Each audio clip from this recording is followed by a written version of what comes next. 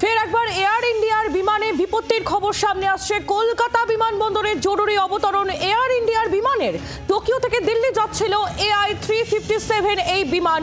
মাঝ আকাশে যান্ত্রিক ত্রুটি দেখা যায়। এটিসি সবুজ সংকেত দেওয়ার পর কলকাতা বিমানবন্দরের জরুরি অবতরণ বলে খবর পাওয়া যাচ্ছে।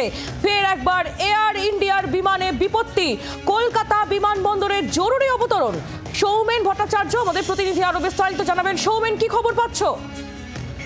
দেখো, এয়ার ইন্ডিয়ার বিমান AI-357 মাঝ আকাশে কিন্তু যান্ত্রিক ত্রুটি হয় এবং তড়িঘড়ি পাইলট কিন্তু এটিসির সাথে যোগাযোগ করে এবং বিমানে তখন 237 জন যাত্রী এবং 14 জন কেবিন ক্রু ছিল এবং এখনো পর্যন্ত যেমনটা জানা যাচ্ছে সবুজ সংকেত পাওয়ার পরেই কিন্তু কলকাতা বিমানবন্দরে জরুরি অবতরণ করেছে এবং বিমানটি কিন্তু যেমনটা জানা যাচ্ছে যে এখনো পর্যন্ত যারা প্যাসেঞ্জার রয়েছে তারা কিন্তু লাউঞ্জে অপেক্ষা করছে এবং যান্ত্রিক ত্রুটি এবং পুরো বিষয়টি খতিয়ে দেখছে এবং পরবর্তী সময় কখন গন্তব্যস্থলে যাবে সেই বিষয়টি নিয়ে কিন্তু এখনো পর্যন্ত সঠিক ভাবে কিন্তু কোন রকম ভাবে এটিসি এয়ার ইন্ডিয়ার পক্ষ থেকে কিন্তু যাত্রীদের জানানো হয়নি, এরকমটাই জানা যাচ্ছে।